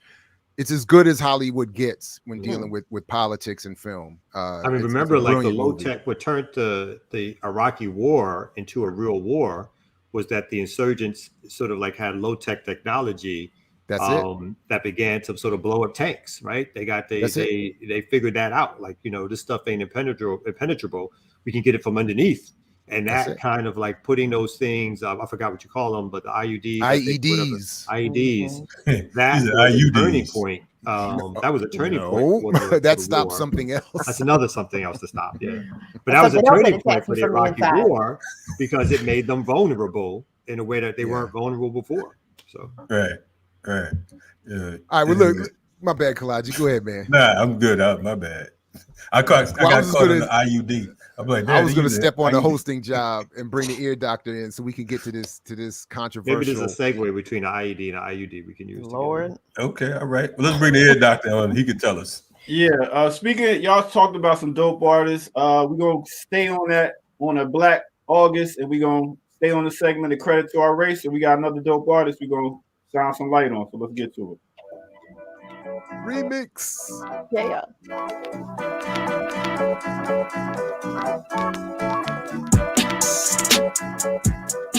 Welcome out, everybody. This is the Remix Morning Show. I'm an ear doctor, and right now we are going to shine some more light on another credit to our race, as some would say. So at this time, let's give a shot and shine to no other than the man that brought the color purple out bigger than anybody else. Prince Rogers Nelson. Let's get it. The reason why it became such a big deal back then is ever since my third album, I wasn't really taking large advances from the recording companies. I was recording the albums myself in my own studio. So the way I looked at it, I owned the work because I paid for it. And I did all the work. I created it, so I felt like it should belong to me. That said, the companies felt otherwise. And they would always hold this contract up and say, well, you signed it. And I say, well, I understand that. It's not like I want to leave. I just want to, talk about this thing and see if we can't make it more fair. Of course, they wouldn't change, because if they changed, they wouldn't really exist. And that's kind of the situation we're in right today. They're not going to exist much longer. It's not like we're against them or anything like that. The idea is that we find better ways of working with one another. It shouldn't be a situation where they own the album or the work. We're talking about intellectual copyright. If they're going to be indeed a delivery service, then that's fine. But even FedEx doesn't say that they own the thing that they ship, right? Because ultimately it keeps us apart, and it keeps the people in power in charge of us. So ultimately, we're going to have to learn how to be together and become one people. What I've been doing recently is once again, big up to Prince for standing your ground and doing your thing. Big up Prince. Credit to our race. Let's get back to the morning show. Yeah.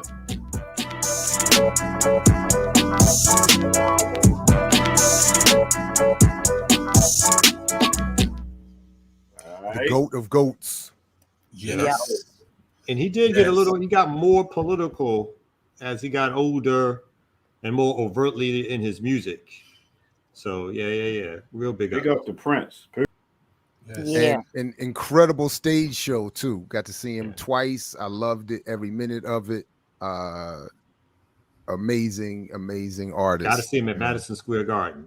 Oh wow. Yeah. Okay. That's not bad. That's not bad. I took my mama to Paisley Park 2 years ago because my mother is the biggest Prince fan, and it was very, very somber, I would say, going in his house. Like, and I didn't, because I was not the Prince fan, you know what I mean? Like as you're going through the tour and, you know, they make different stops in different places in the house, like people were like weeping, crying, you know what I'm saying? Like he really meant a lot. Like, and it's very much like Black Graceland, so to speak, Paisley Park. That's right. I almost left the day I heard he's died. I almost went to Minneapolis myself. Right. Prince was Prince. Yeah. I don't like your position on this, Kim. I thought you were going to say I was a big fan. I don't think you grieved hard enough for the loss of Prince. Well, she said she wasn't a fan. There's no such thing. What do you? Wow! I heard that. I have deep appreciation for his musicianship, for his artistry, you know, for all the things that he did. But, you know, Prince, kind of like Beyonce. Like, Beyonce doesn't do it for me personally. You know what I'm saying? I get why people like Beyonce, and I'm sorry to even compare to put Beyonce's name in the same you hurt me. Prince come out. My bad. But I can appreciate who Prince was. I can appreciate his greatness. He just wasn't, you know, he just didn't light my fire, so to speak. But I took my mama. So let me ask y'all something. Y'all talking about this, and y'all compared him to Paisley Park to Graceland. Did any one of y'all ever go to Graceland? I'm just doing a check, just in case, to see if Elvis really died on the toilet. That's some shit. Did I need the bathroom somewhere? Did I need what was why? Rest in peace, Elvis.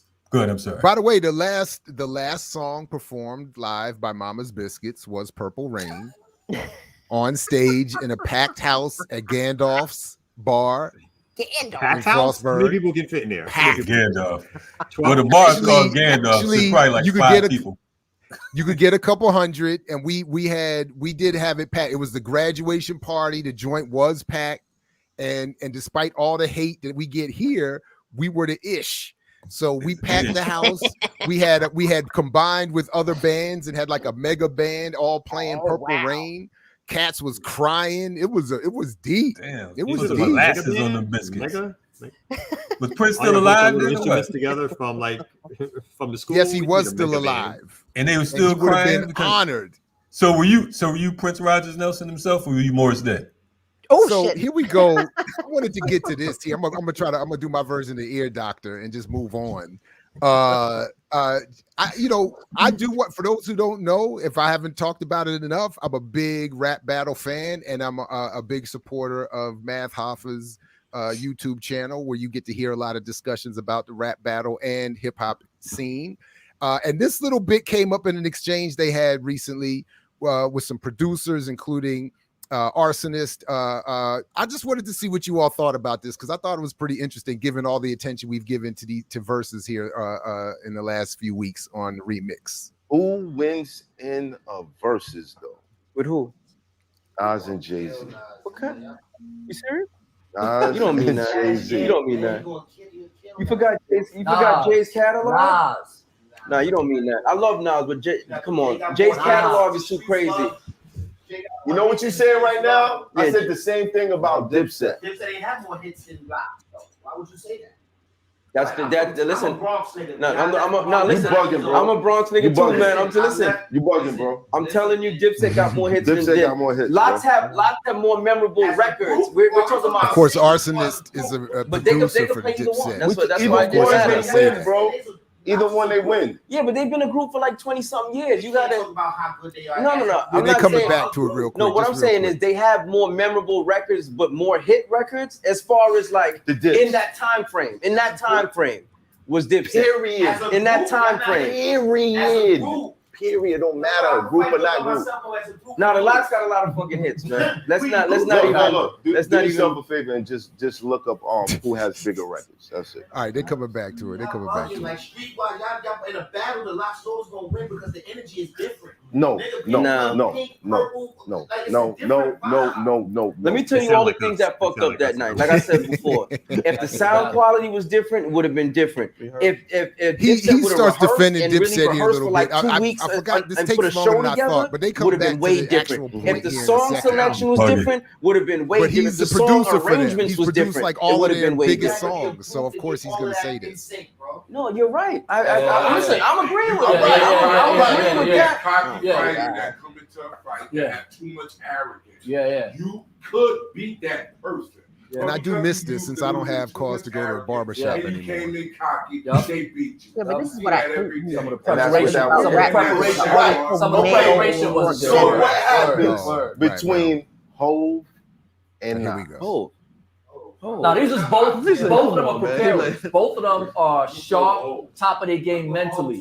So it's gonna be deeper than that. Hove got records that bring you back to a time and place, and like when I hear certain shit, I'm like, oh shit, I was in college. Oh shit, I was in this. Oh shit. Nas does too, but Jay has so many. There's too many. Nas does too. Not he at does, Kamal's but When not that face. like plays, that. gonna be a problem though. Because it's Nas. Yeah, I mean, I man. hear That's gonna that, be but a real As much problem. as Jay's from Brooklyn, Nas does. Nah. Ether destroyed.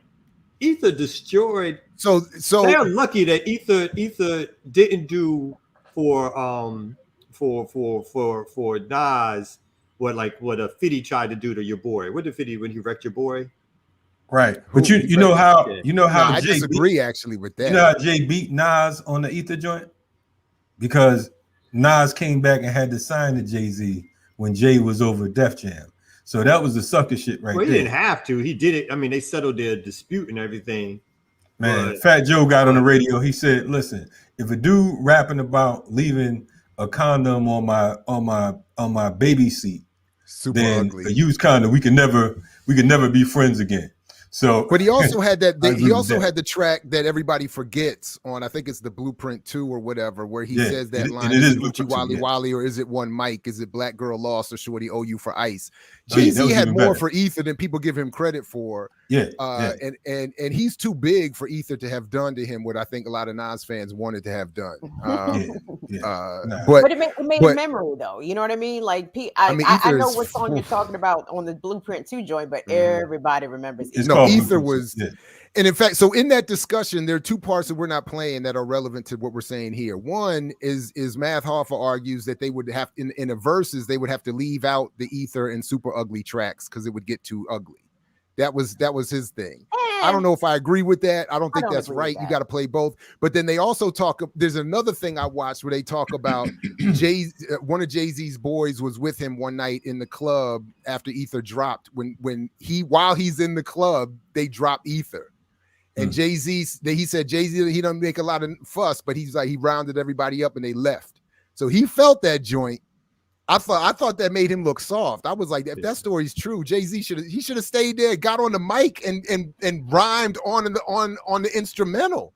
That's what he should have done. It's very thin skinned. Like he doesn't he can't stand up to that. Like he Joe can't say that Camel. in his face. The Ether track, Right. Ether track Ether did to Jay-Z what Second Round Knockout did to LL. Nothing. It was good for that particular moment, and it did nothing to advance anything from there. But So if it's that's the verses, exactly I don't agree.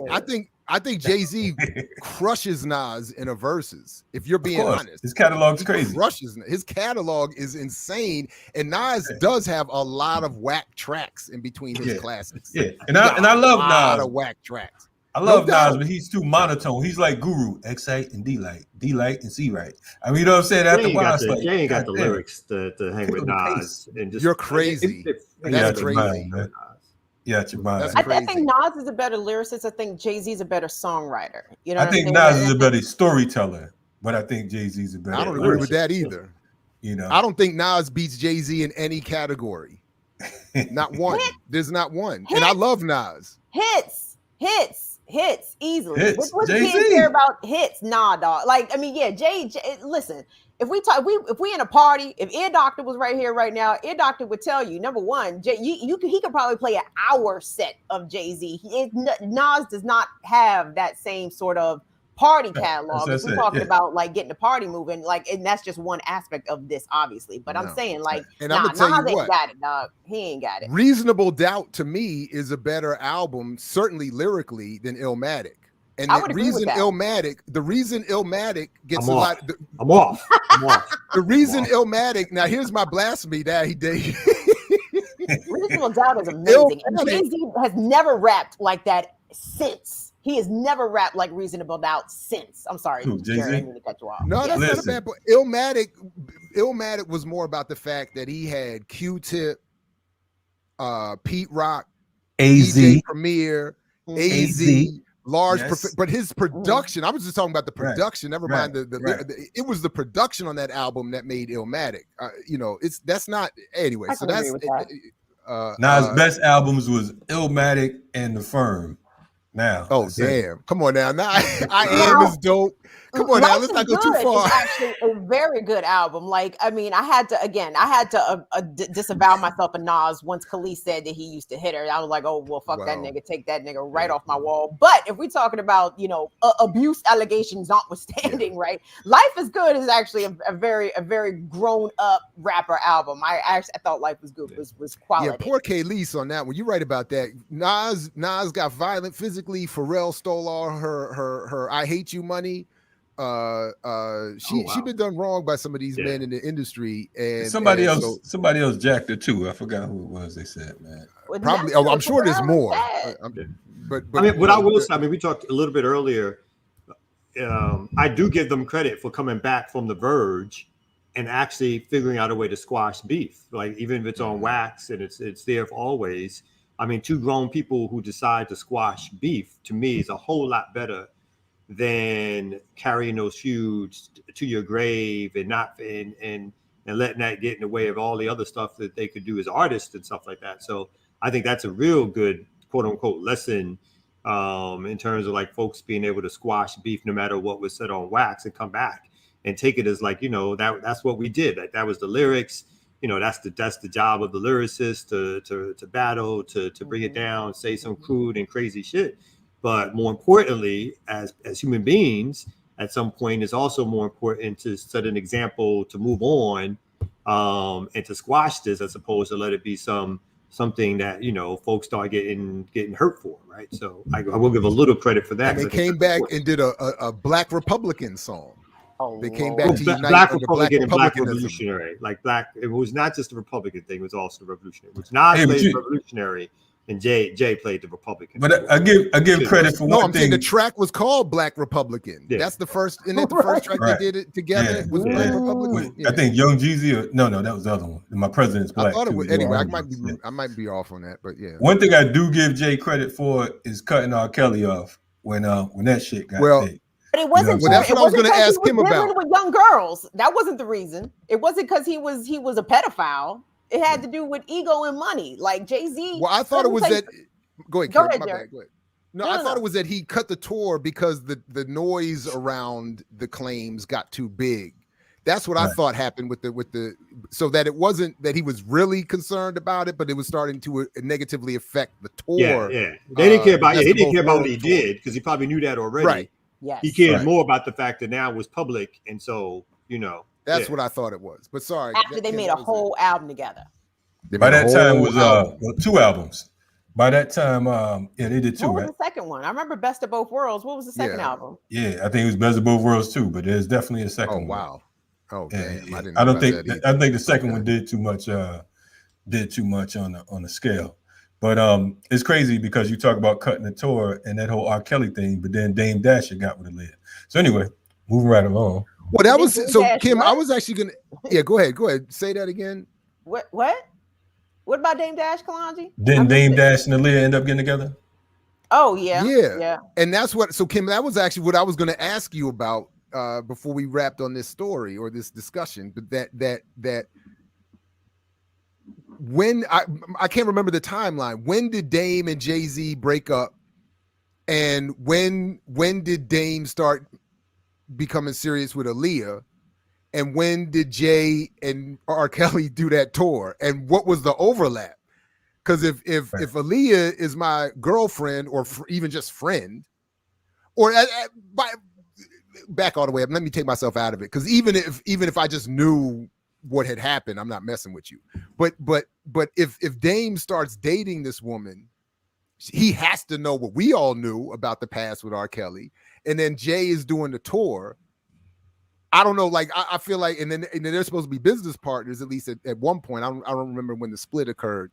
It just seems like it could have gotten really ugly, or should have gotten really ugly over that. But so Aaliyah died in 2001. I want to say The Best of Both Worlds came out 2000 or 02, somewhere in there. Like, this is such an easy Google search, and I apologize for being lazy. But I mean, they didn't break up in terms of Dame and Jay-Z. They didn't break up until years later. I don't know how many years later, but it was definitely like a few to several years later. I don't think it was all tied up in the Aaliyah situation. Yeah. Unfinished Business was the second album, by the way. What year did that come out, Kalonji? Best of Both Worlds was 2002. Okay. So let's just say that was one of the smartest moves Jay ever made, because Dash was just crazy. You could tell like he was tired of that dude. That dude like would not. Wow. Yeah. Unfinished Business came out in 2004. I did not even know that. I don't think I know any of these. I'm thankful that's when the that tour I don't know fell one apart of these songs. there. Right. That's when the whole tour thing fell apart. And it was supposed to have been all kinds of beef, guns, and all kinds of things involved. But that was a whole nother story. Anyway, go to hell, R. Kelly still. We wish you it sounds like he might be in there already. Because as I understand, hell is the prison system, and I don't see him getting out of this one. And it doesn't seem like it's going to go well for him once he's in there either. Yeah, looks like it's going to be a problem. Like it's going to be a problem. But Jay-Z, anyway. I remember him referencing the R. Kelly situation in the Drop It Like It's Hot remix. Pharrell, Snoop, and Jay-Z, he did a whole Jay-Z, I mean, like, what did he say? I'm not frizzade, it's jizzy. Homie, you got pizzade. Take it like a man, the flow ran you off the stiz age. Wasting your time trying to sue West Dot. Tell your lawyer, take the civil case and drop it like it's hot. Oh, wow. Shout out not to a Kim. Bad verse. Shout out to Kim Brown. Folks don't know that Kim used to be a backup singer for Jay-Z. You know what I'm saying? For burning it down. By the way, shout out. Backup. I think Kim had her own rap career that we need to find out about. That's not Mama's Biscuits. Like I can't freestyle. I'm not a good writer. I'm a very good rememberer of other people's lyrics. Hey, well, Mama's Biscuits is looking for a sister now, so just in case. Hey, you would have been perfect for Mama's Biscuits. And shout out to Mama Burn It Down for being a Prince fan and wanting to go to Paisley Park. Listen, I forgot to add that shout out. Yeah. Just to give y'all some reference about where my mom was coming from. My mama went and saw Prince at the DC Armory. Okay. Wow. Just to give y'all some context and perspective. And that's people outside early days. It's early days. That's a good woman. That's a good woman, right now. Kim, yes. Like I told Jared earlier, you're not gonna come back in a couple weeks and be like, Prince is my real dad. We're gonna do all that, right? We gotta make sure. I wish Prince was my real dad. Prince would have remembered my birthday. Oof. I'm with you, Jared. I'm with the daddy issues with you. And then now, if we want to take an episode one day, we're gonna have a whole daddy issues episode. Daddy issues on BB. Oh man! Shout out to all y'all who had good daddies, because y'all don't know what y'all did not miss by having absentee fathers. I do him a favor to this day. Love him and his legacy to death. But I do him a favor to this day. And all the others that I attempted to adopt myself into that role, I do them a favor too. They should have taken it. I'm dope. But anyway. Tell him, Jared. Tell him. Hey, Jared's Biscuits, baby. It is. Better know that. Get the biscuits. Get your not the biscuit quick. Burn it down. Kim Brown, the newest member of Mama's Biscuits in the building. Kamal, get the contracts out. We about to go on road. BPM, biscuits, Parmesan, and mushrooms. I about to lose money on this deal. Everybody's about to lose money on this deal. Watch it. I sent them the clips. They've been watching. So watch out. The Mama's Biscuits crew. They've been seeing what everybody's been out here saying. Snap. They're gonna get. We're gonna reconvene like Voltron.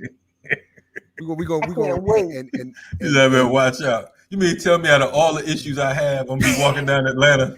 That's the one. That's the one that's gonna get you. 6'5" white dude gonna roll up on me with a blonde wig talking about. It was a little boy. Mama's Biscuits. It was the little boy, innocent little boy that got Omar in The Wire. Yep. You never know. Mama's Biscuits might be that little boy. True. Coming up, rolling up on you with a bass guitar, talking about what you say now. Keep your son with me. Shout out to my son Umar. He got my back. He got like, yo, Dad, this cat trying to roll up with a biscuit. You know what I mean? 2 pieces in a biscuit. Yeah. Real quick, because we've gone off the rails a little bit.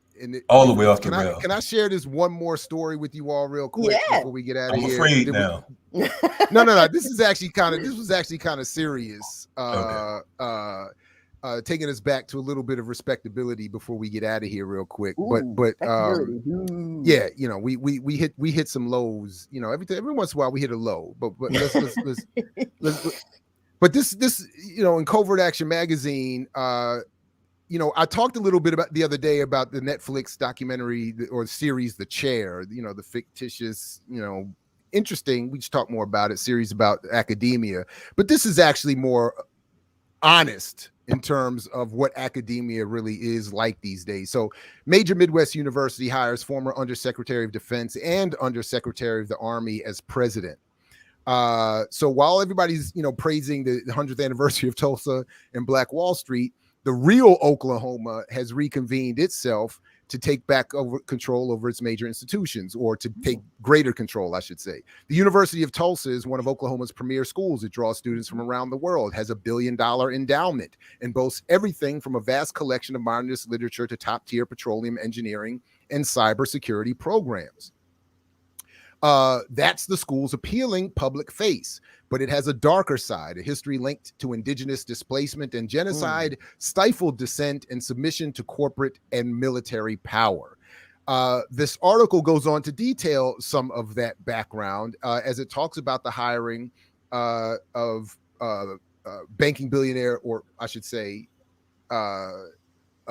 how George Kaiser, the banking billionaire, effectively took control over the institution, gutting the humanities to devote more resources to engineering, cybersecurity, and the hard disciplines. Then they've gone ahead and hired, on July 1st, Brad Carson, a hawkish former congressman and Department of Defense functionary, became Tulsa University's president. And then they go into some of the history of the institution and indigenous school for Indian girls, I should say, run by this woman here, Alice Robertson, who considered herself her personal mission to civilize her pupils through Christian education. This guy here, J.P. Walker, the founder and president of the National Tank Company, a firm serving oil and gas interests, was on the board of the university, helping guide its directions. And in the post-war, they witnessed another shift that would ultimately transform TU, as it did many other universities, into a recipient of millions of taxpayers' dollars justified by the constant invocation of security threats. And that was what I was accidentally reading from earlier in my notes, because what they talk about here, and I'll just summarize it this way, is that after the Second World War, as this country needed to rebrand how it was going to propagandize its mission and its citizens, it just redefined how it would take in Pentagon money to run programs through a university, saying this was about security as opposed to defense or psychological warfare, propaganda, surveillance, etc., when that was all that they were engaged in. So, or ultimately that was the goal of what, you know, what they were engaged in. So just wanted to share that quick story, that for all that is discussed about academia, that is all that is discussed critical or positive about individual academics, or shows like The Chair about academia, one thing that is almost never really discussed properly and should never be forgotten are these kinds of ties to these institutions that constrain what many of us are trying to do within them. So that was just that little bit of, go ahead. Wait, Kim. Amal, didn't you post something on Twitter recently about how some of the Black colleges in Atlanta were the contributors to the Cop Academy or supporters to the Cop Academy? Yeah, the Black colleges, Spelman and Morehouse, their folks sit on, they are part of an organization, I think it's Atlanta for Progress, which is raising money for Cop Academy, basically. And they've raised over $90 million for Cop Academy. And so these are the same institutions whose students last year were beat up by the Atlanta Police Department. And so, continually students from those schools, of course, have been harassed because they're young Black kids in Atlanta. But at the same time, this sort of bourgeois element wants to be in with the fat cats, right? They want to be next to the moneyed folks. So they're sitting on these corporate boards or these private public entities that are raising money for the very institution that brutalizes Black folks. And so, so that's what's happening recently. And to go further, like the school system, the college system has always served as sort of the place where research and development happens for the military, right? Through public spending. A lot of that stuff happens at the institution level, and then that technology and what gets developed gets turned over to the military. Or a lot of times, whatever that stuff that gets funded by public money gets turned over to private corporations to, again, sell us product. So, the United States doesn't have quite the same system of a China, which gets abused for directly funding the public good, right? And they call that somehow cheating capitalism or cheating private enterprise. Over here, a lot of times that's done the same thing, but it's just done through these institutions, which get these largesse of government grants, and then whatever comes out of it gets turned over and made into private wealth. And so it doesn't benefit the public, even though it's public money that was spent to make these new technologies and things that are that people use every day. They still got to pay double for it in a sense. We're paying through it for my tax dollars, and then we're paying for it again because then we got to go out and buy the shit that we just helped make develop. Man, well, it goes to show that America is one big training ground for imperialism and training grounds for imperialists. So on whatever level it is, it's meant to fuel and fund, this war machine off the backs, the minds and bodies of the poor and the gullible. We appreciate you all for checking out the RemiX Morning Show. You know what I mean? We ask you, perhaps if you could find in your heart, your soul, your mind, and in your toes to retweet this episode and let folks know that the RemiX Morning Show's in the building.